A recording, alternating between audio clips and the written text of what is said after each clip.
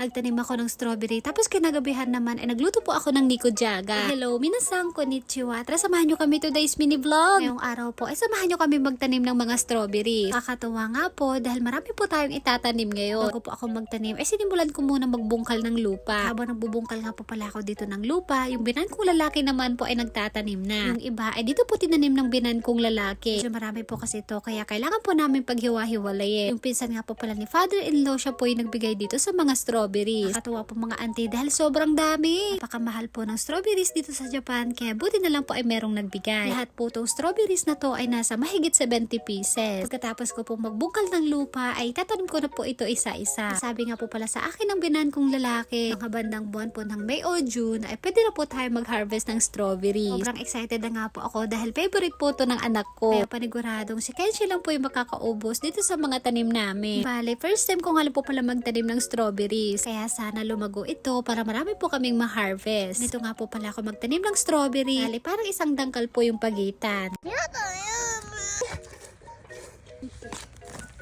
So, ito na nga po pagkatapos ng siyam-siyam. Wakas ay tapos na rin po ako magtanim ng mga strawberries. Binan ko lalaki naman po ay nauna nga po pala siyang natapos na magtanim. Ito nga po palang mini garden ko. Maliit man pero marami po tayo ditong maitatanim. Abangan nyo po sa susunod na buwan yung mga itatanim nating mga gulay. Tapos ko magtanim ng strawberries ay magtatanim naman po ako ng mga halaman. Ito nga po pala yung mga nabili kong halaman nung isang araw. Alam nyo po mga auntie, ito nga po pala pinagtataniman ko ngayon. Ito pong may hollow blocks. Ay ako po yung gumawa niya. Pili ko po kasi parang ang liit-liit po ng mini garden ko. Kaya naisip ko na maglagay po dito ng mga hollow block. Tapos nagbungkal po ako ng lupa at naglagay po ako ng mga fertilizer. Tapos ko po magtanim ay nagdilig muna ako. Nga po pala ay wala ngayon dahil pumasok po sa trabaho. Sabi nga po pala ng binan kong lalaki para hindi daw po mamatay yung mga strawberries. Kailangan parati daw po itong diligan. Mga bandang alas 5 naman po ay magluluto naman ako ng hapunan namin. Ito nga po yung naisipan kong lutuin. Magluluto po ako ng nikujaga. Una ay nagbalat lang po ako ng patatas at saka ng carrot. Tapos sinati-hati ko lang po ito sa maliliit. Dahil kulang po yung carrots natin, kaya nagbalat pa ako ng isa. Naglalagay nga rin po pala ako dito ng kunyako at saka ng shirataki noodles. Nunting-gunting ko nga po ito mga auntie para hindi po masyadong mahaba. Ito na nga po, magluluto na po tayo. Bali, una ko pong ginawa ay niluto ko muna tong karne. Pagkatapos po ng ilang minuto, sunod ko naman pong nilagay itong carrots, patatas at saka sibuyas. Tapos sunod ko naman pong nilagay itong kunyako at saka itong shirataki. Pagkatapos ko pong ilagay lahat ng mga ingredients ay saka ko naman po ito titimplahan. Sa pampalasa ay naglagay lang po ako dito ng toyo, mirindashi, oyster sauce at saka ng konting tubig. Hinalo-halo ko nga po ito tapos hahayaan ko lang pong maluto. Sa lasa nga po pala ay kayo na po yung bahalang tumansya. Habang nagluluto po ako ng nikujaga ay magluluto naman po ako ng tebasaki. Nikujaga nga po pala ay niluto ko po yun para sa mga binan kong hapon. Tapos kung pakuluan ng konti itong manok ay hinugasan ko muna. Tapos pinunasan ko lang po ito ng kitchen paper. Kapag nagluluto nga po pala ako ng tebasaki ay naglalagay po ako dito ng harina bago ko iprito. Ito naman sa niluluto kong nikujaga ay maglalagay po ako dito ng konting beans. Hindi ko nga po pala to hinahalo, hinahayaan ko lang pong kumulo. Tignan nyo po mga auntie para mabilis po ako matapos ay pinagsasabay ko yung niluluto ko. Habang nagluluto po ako ng nikujaga ay nagluluto din po ako ng tebasaki. Pagkatapos ko po magluto ng nikujaga ay binigyan ko na po yung binan kong hapon. Ito na nga po pagkatapos kong iprito tong tebasaki ay naglagay na po ako dito ng sauce. Nauna na nga po pala kami kumakain kapag late pong umuwi si Uncle yung hapon. Bago po ang lahat mga auntie, bali update ko nga lang po pala kayo dun sa mga tanim kong strawberries. Pagkatapos po ng 2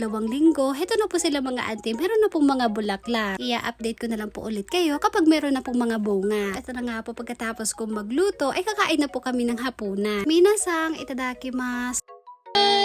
Kampai! Fast forward na nga po pagkatapos kong maligo, ay papatulugin ko na po si Kenshi. Kaso nga lang umiiyak po siya mga auntie kasi ayaw pa niyang matulog. Sabi ko matulog na siya dahil meron pa siyang pasok kinabukasan. So lang po, maraming salamat sa panonood. Thank you for watching. Sayonara and...